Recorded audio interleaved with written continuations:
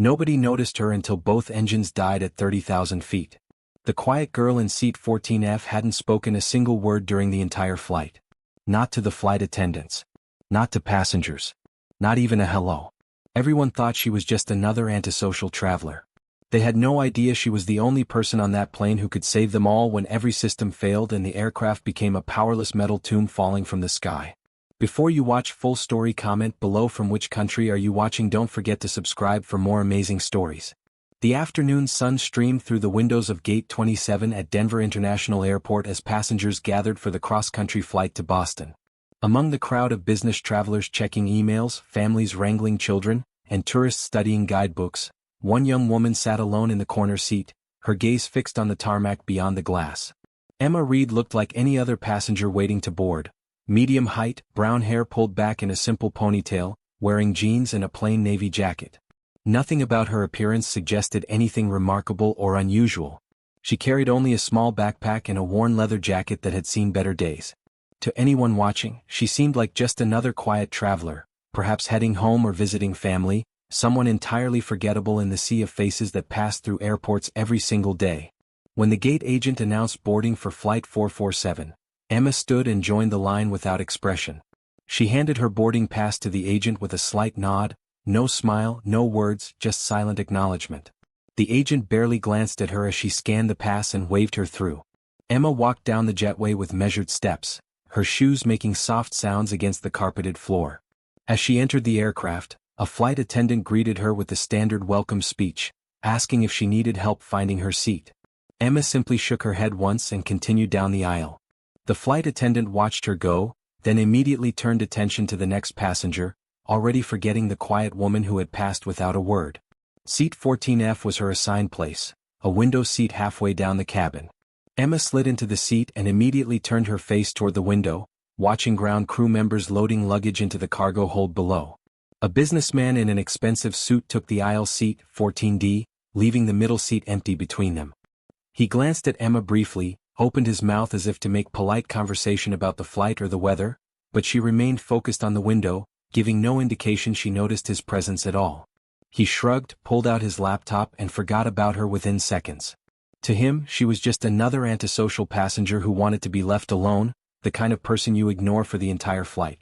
As more passengers filed past, storing carry-on bags and settling into seats, Emma remained absolutely motionless except for the slow rise and fall of her breathing. A mother with 2 young children took the seats directly in front of her. One of the children, a girl about 7 years old, peeked through the gap between seats and stared at Emma with the curious intensity only children possess. Emma noticed the stare but did not smile, did not wave, did not acknowledge the child in any way. After a moment, the girl turned back around, whispering to her mother that the lady behind them seemed sad. The mother glanced back quickly, saw Emma staring blankly out the window, and told her daughter to leave the poor woman alone, that some people preferred not to be bothered when they traveled. The flight attendants moved through the cabin performing their pre-flight checks, ensuring seat belts were fastened and tray tables secured. When one attendant reached Emma's row, she asked if Emma wanted anything to drink before takeoff. Emma shook her head without turning away from the window. The attendant made a mental note that 14F was a non-talker, someone who clearly wanted minimal interaction, the type of passenger who made her job easier because they required almost no attention at all. She moved on quickly, focusing her energy on the more demanding passengers who had questions, requests, and complaints. Captain Mitchell Donovan sat in the left seat of the cockpit, running through the pre-flight checklist with his first officer, Jake Torres. Both men were experienced pilots with thousands of flight hours between them. Captain Donovan had been flying commercial aircraft for 23 years, and this routine flight to Boston was just another day at work for him. First Officer Torres, younger but still highly qualified, had logged over 5,000 hours in various aircraft. They worked through their checklist with the casual efficiency of professionals who had performed these same tasks hundreds of times before. Neither man had any reason to suspect that this flight would be anything other than routine. The plane pushed back from the gate right on schedule. Emma remained silent and still as the aircraft taxied toward the runway, her eyes tracking the movement of other planes in the distance.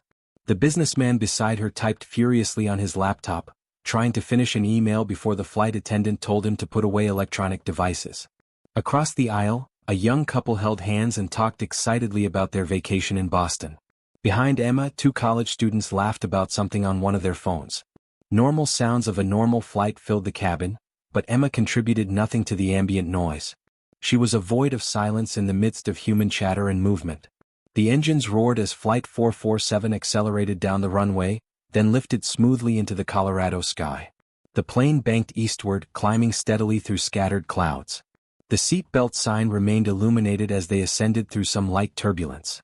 Emma's hands rested loosely in her lap, her body completely relaxed despite the bumps and shakes that made several other passengers grip their armrests nervously. She had the stillness of someone entirely comfortable with flight, though nobody around her noticed or cared about this small detail. At 10,000 feet, the seatbelt sign chimed off. Passengers immediately began moving about, retrieving items from overhead bins, lining up for the bathrooms, stretching their legs. The flight attendants emerged from their jump seats and began preparing the beverage service.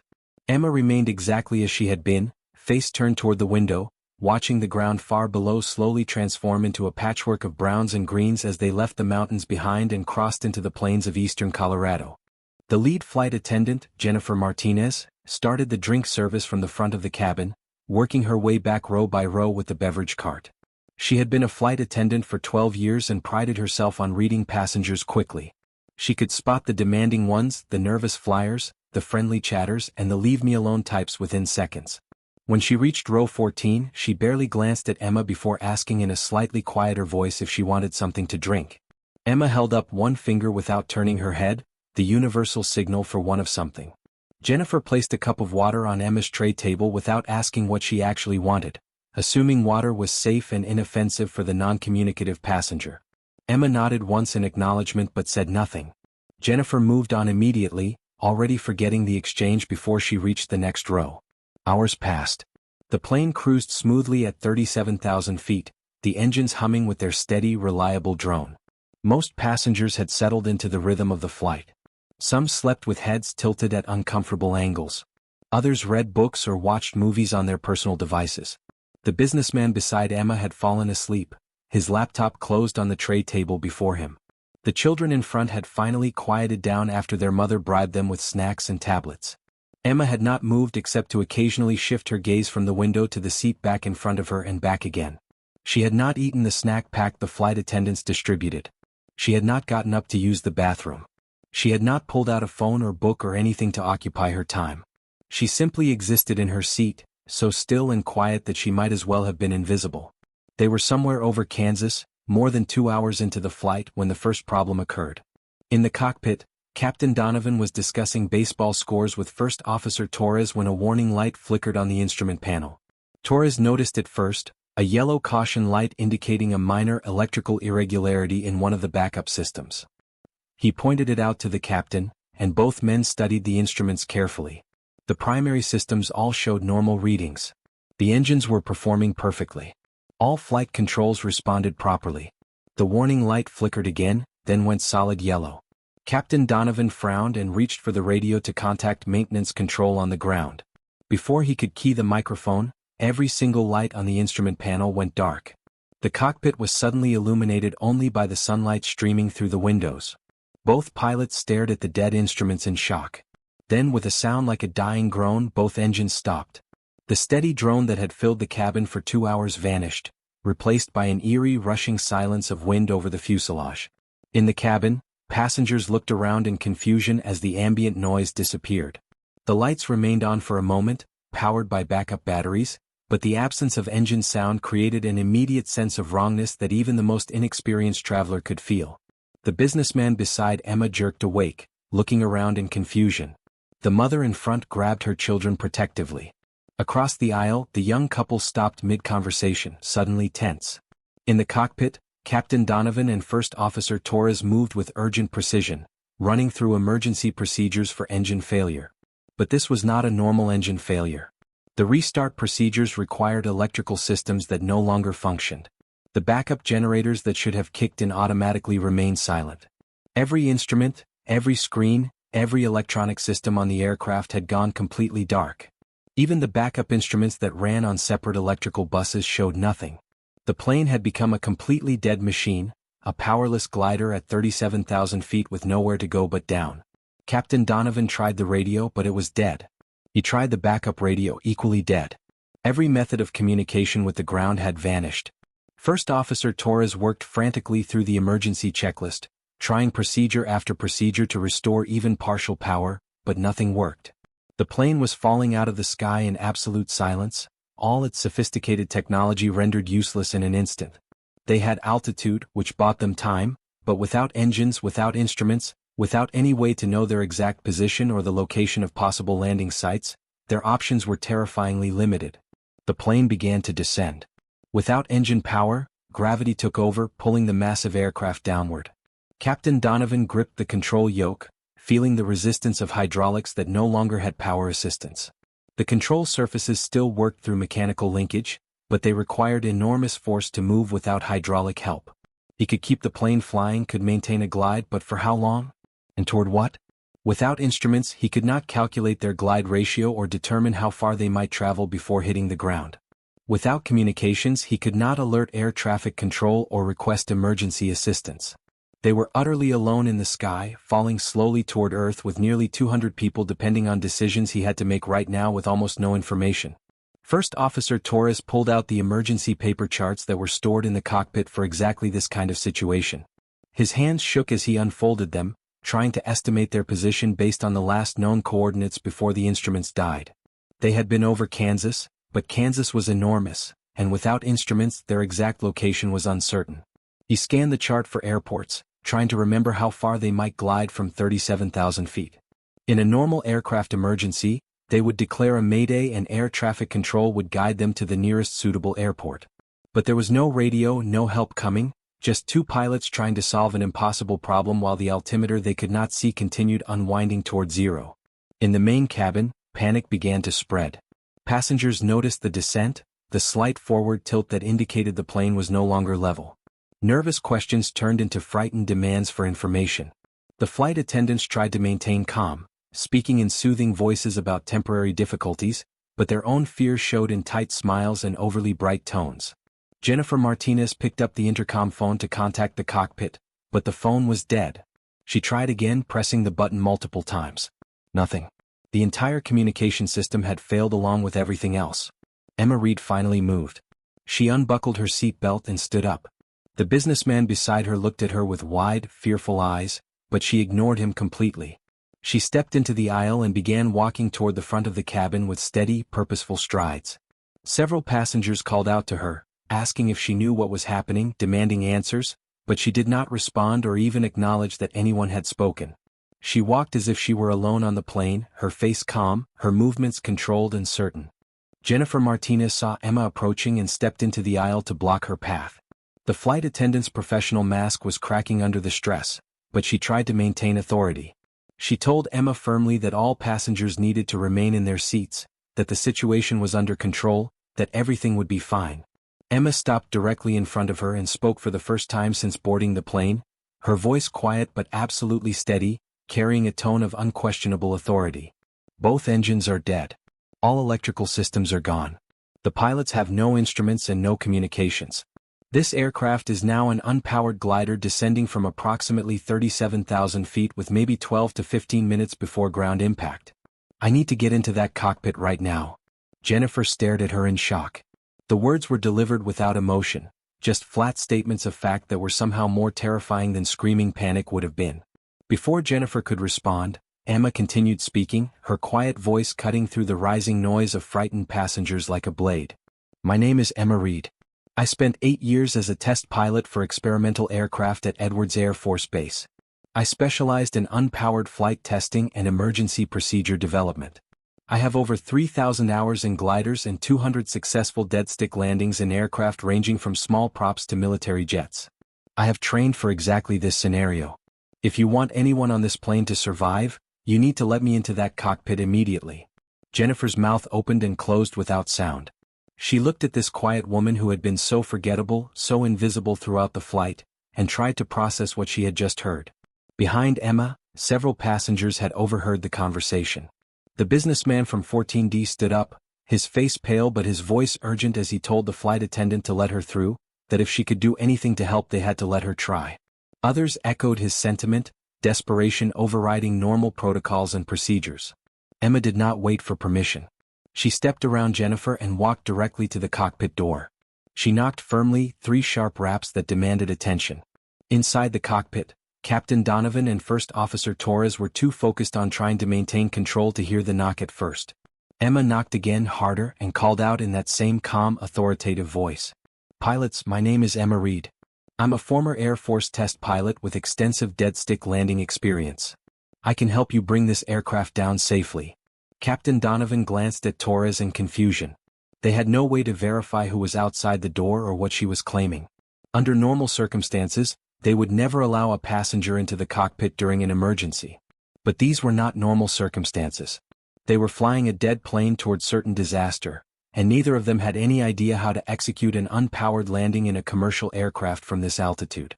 Donovan made a split-second decision. He told Torres to unlock the door.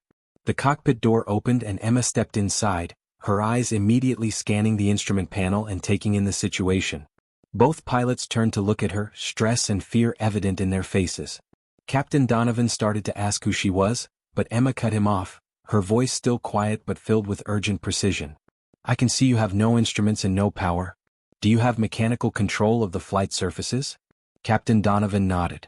Emma continued without pause. "Good. What's your best estimate of current altitude?" Torres glanced at his watch, calculating based on the last known altitude and time elapsed. He estimated they were around 32,000 feet. Emma nodded. "That gives us maybe 10 to 12 minutes. Have you identified any possible landing sites?" Torres held up the paper chart, his finger pointing to several small airports scattered across Kansas. Emma leaned over to study the chart, her eyes moving rapidly across the terrain features. She shook her head. "We won't make it to any of those. We need to find something within our glide range. Based on our starting altitude and the aerodynamics of this aircraft type, we have maybe 60 to 70 nautical miles of glide distance maximum, and that's if we manage the descent perfectly." Captain Donovan felt a strange sense of relief despite the terror of the situation. This woman, this passenger they had ignored completely, was speaking with the confidence and knowledge of someone who actually understood what they were facing. He made another decision, one that would probably cost him his career if they survived, but might save all their lives. He stood up from the captain's seat and gestured to it. "You take the controls." Emma slid into the left seat without hesitation, her hands immediately finding the yoke and feeling the resistance of the unpowered hydraulics. She made a small adjustment, testing the response of the aircraft, getting a feel for how it handled without power assist. Captain Donovan stood behind her, watching as she worked the controls with practiced ease. Torres remained in the first officer's seat, ready to assist in any way possible. Emma's mind raced through calculations, considering factors that most pilots never had to think about. In a powered aircraft, you had engines to correct mistakes, to climb if you misjudged your approach, to extend your range if you needed more distance. In an unpowered glider, every decision was final. Every bit of altitude was currency you could only spend once. She needed to balance maintaining altitude to maximize range against the need to identify and reach a suitable landing site before they ran out of sky. "We need to turn back west," she said firmly. "The terrain ahead is farmland, but there's a patchwork of small fields and scattered obstacles. Behind us, about 40 miles back, there's an area of flat land that showed on approach when we flew over. Large open fields, minimal trees, straight roads. That's our best option." Captain Donovan looked doubtful. Turning back would cost them altitude and distance. Emma anticipated his concern. "I know it seems counterintuitive, but the glide angle of this aircraft in unpowered configuration will let us make that distance. Flying forward toward unknown terrain with no way to see what's ahead until we're too low to change course is suicide. I'd rather spend altitude reaching terrain I know is usable than save it for a landing in unknown obstacles." Torres studied the chart, trying to visualize the area Emma described. He remembered passing over a particularly flat section of Kansas farmland, large fields with long sight lines. If she was right about the glide ratio, they might just reach it. He nodded his agreement. Captain Donovan took a deep breath and made the call. "Do it." Emma banked the aircraft into a gentle turn, feeling the resistance of the controls, modulating her inputs to maintain the optimal glide angle throughout the maneuver. The plane responded sluggishly but predictably. She had flown much worse aircraft than this during her test pilot days, planes that actively tried to kill you, experimental designs that had barely enough lift to stay airborne. This commercial aircraft was actually well designed for gliding, with its long wings and relatively clean aerodynamics. The problem was that it was meant to glide from a few thousand feet in a controlled environment, not from cruising altitude in a real emergency. As the plane completed its turn and headed back west, Emma made a quick mental inventory of their situation. They had altitude, somewhere around 30,000 feet if Torres's estimate was accurate. They had mechanical control of the flight surfaces. They had wings that could generate lift. What they did not have was time, instruments, communications, or margin for error. She needed to stretch every foot of altitude into the maximum possible glide distance while simultaneously bleeding off excess speed to avoid overshooting the landing zone. In the cabin, passengers watched through the windows as the plane turned. Some prayed. Others cried. A few sat in stunned silence, unable to process what was happening. Jennifer Martinez and the other flight attendants moved through the cabin, trying to provide comfort and reassurance despite their own terror. Jennifer stopped at row 14, looking at Emma's empty seat, and felt a strange mixture of awe and hope. That quiet woman who had seemed so unremarkable might actually save all their lives. Emma's voice remained calm as she spoke to the two pilots. "Captain, I need you to go back into the cabin and brief the flight attendants on emergency landing procedures. We have maybe 8 minutes until impact. Passengers need to be in brace positions, all loose items secured, seats upright. Standard emergency landing protocol. First officer, you stay with me. I need you to be my eyes, watch for the terrain features I described, help me judge altitude, act as my co-pilot." Captain Donovan nodded and moved toward the cockpit door. He paused before leaving, looking back at Emma. "What are our chances?" Emma did not turn around, her attention focused on maintaining the precise glide angle. "Better than they were 5 minutes ago. That's all I can tell you." The captain left the cockpit, pulling the door closed behind him. In the cabin, his appearance caused an immediate surge of questions and panic. He held up both hands and spoke in the loudest, most authoritative voice he could muster. He explained that they were experiencing total power loss but that they had an experienced pilot at the controls who specialized in exactly this type of emergency. He told them they were attempting an unpowered landing in approximately 7 minutes and that everyone needed to follow the flight attendant's instructions precisely. His words did not eliminate the fear, but they provided something to focus on other than helpless terror. In the cockpit, Emma continued her controlled descent, her eyes scanning the horizon for landmarks. Without instruments, she had to rely entirely on visual references and her own experience judging altitude and distance. She looked for the curve of the Earth, the color shifts in the atmosphere, the size of ground features relative to her position. Every few seconds she made tiny adjustments to the controls, maintaining the optimal angle of descent, trading altitude for distance at the most efficient possible rate. Torres scanned the ground ahead, looking for the distinctive pattern of the area Emma had described. The landscape below was a monotonous grid of brown and green fields, straight roads running north-south and east-west in perfect Kansas geometry. Then he saw it, a section where the fields opened up into larger plots, where the roads ran for miles without intersection, where the terrain flattened into almost perfect level plains. He pointed excitedly. There, 10 o'clock, that area with the longer fields. Emma followed his direction and felt a surge of hope. He was right. That was the zone she remembered. Now came the critical question. Could they reach it? She made another rapid calculation based on their current altitude, their glide angle, the distance to the target zone. It would be close, maybe too close. She needed to stretch their glide to the absolute maximum while retaining enough control authority for the landing itself. "We're going for that large field at the northwest corner of the open zone," she announced. "The one that runs east-west, looks like about 3,000 feet long, maybe more. First officer, as we get lower, I need you to call out any obstacles you see that I might miss. Power lines, trees, buildings, anything." Torres nodded, his eyes locked on the approaching ground. They were descending through 15,000 feet now, the earth rising up to meet them with terrifying speed. Emma made a slight adjustment, tweaking their flight path to line up with the target field still miles ahead. She could feel the aircraft wanting to sink faster, gravity pulling harder as they lost the thin air of high altitude and descended into denser atmosphere that created more drag. In the cabin, passengers were braced in position, heads down, hands locked behind their necks. The children in front of Emma's seat were crying softly, comforting themselves with whispered prayers their mother had taught them. The businessman from 14D had his eyes closed, his lips moving silently. Across the aisle, the young couple held hands across the seats, squeezing so hard their knuckles were white. Jennifer Martinez was strapped into a jump seat, her trained emergency response instincts battling against the primal fear of falling from the sky. Emma's world narrowed to absolute focus. Every input to the controls was deliberate and precise.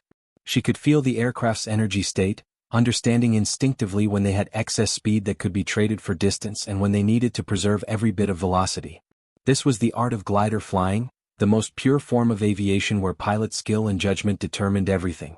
There were no engines to save you from mistakes, no second chances if you misjudged. They passed through 10,000 feet. The field was ahead, closer now but still distant enough to cause doubt. Torres checked the chart one more time, estimating their position, and his face went pale. "Emma, I don't think we can make the field. We're going to be short."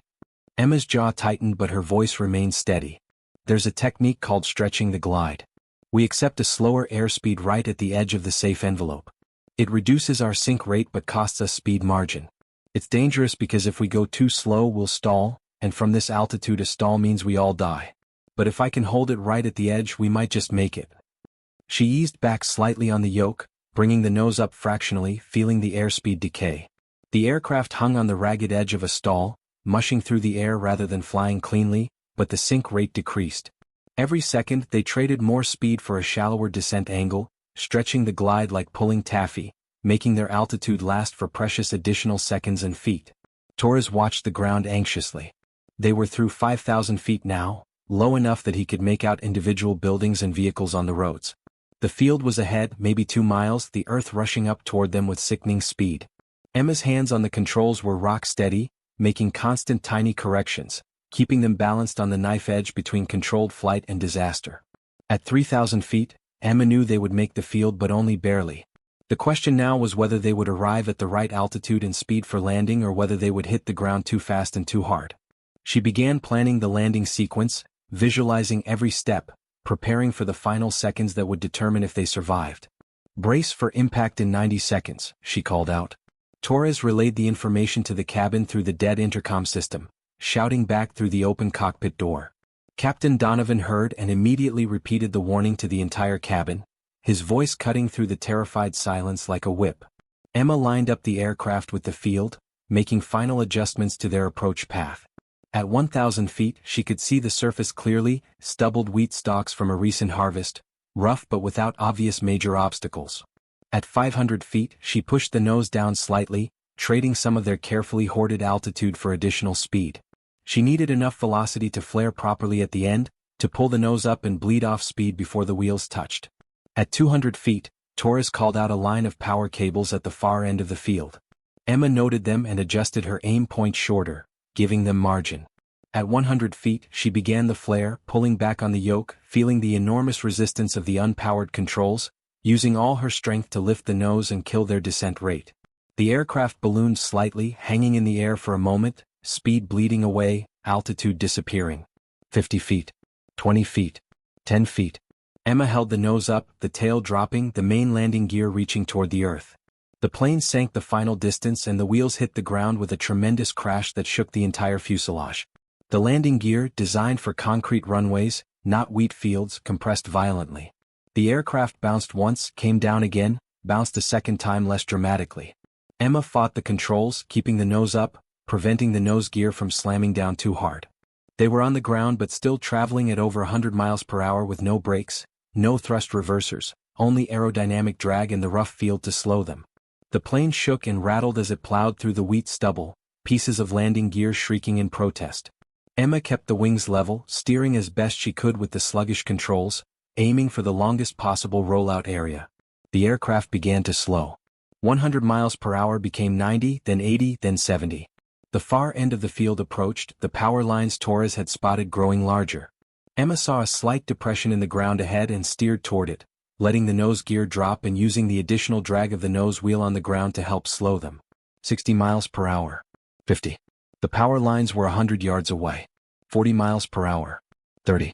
The plane was barely moving now, momentum bleeding away with each second. 20 miles per hour.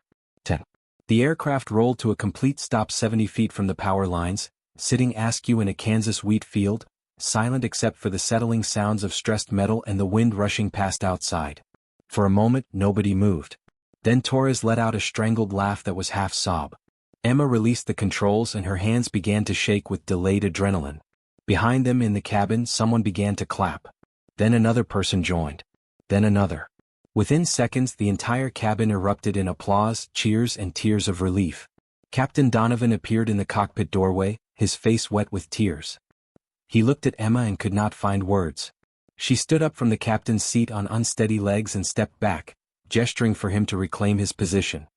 He grabbed her in a fierce hug instead, and Torres joined them, the three pilots standing together in the tiny cockpit, alive against all probability. Emergency evacuation procedures were initiated. The slides deployed manually and passengers filed out of the aircraft in orderly fashion, their earlier panic replaced by overwhelming gratitude.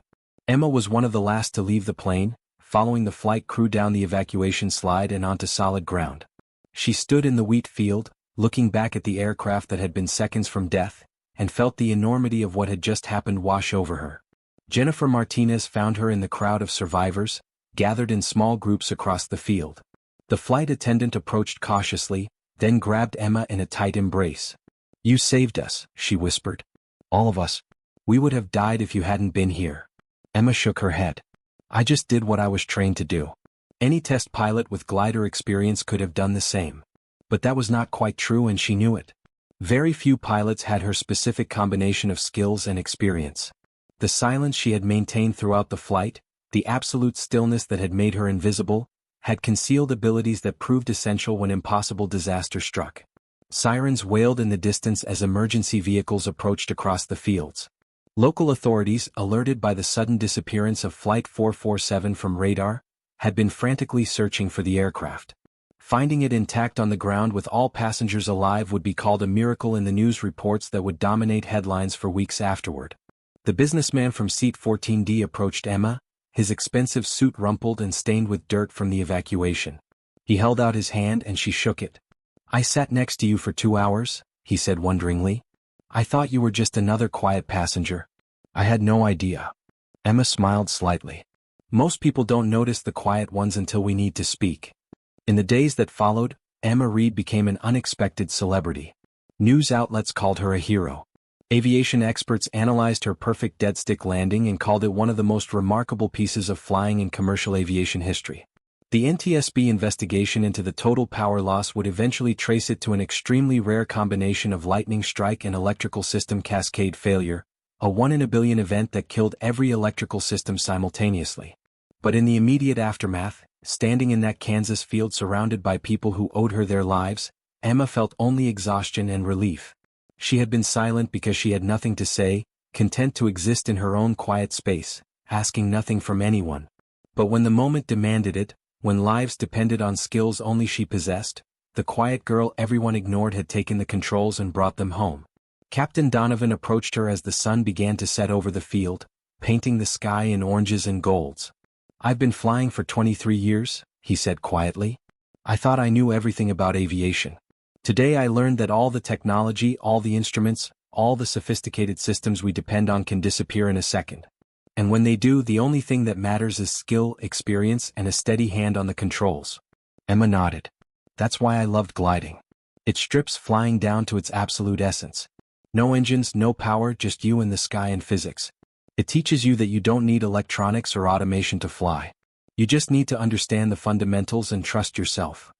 The emergency vehicles arrived, bringing paramedics to check the passengers for injuries, fire trucks as precaution against fuel leaks, and a growing crowd of officials, investigators, and media. Emma Reed, the quiet passenger from seat 14F, stood at the center of it all, still slightly uncomfortable with the attention but accepting that her silence had ended the moment she stood up in that cabin and walked toward the cockpit. Flight 447 would never fly again. The landing had damaged the aircraft beyond economical repair. But every single person aboard would go home to their families, would have more days and years to live, all because one passenger had skills nobody suspected and the courage to use them when everything else failed. As darkness fell over the Kansas prairie, Emma Reed looked up at the stars beginning to appear in the clear sky above.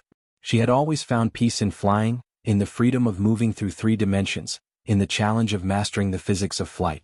Today that skill had meant something more than personal satisfaction. It had been the difference between life and death for nearly 200 people. The quiet girl everyone ignored had saved them all.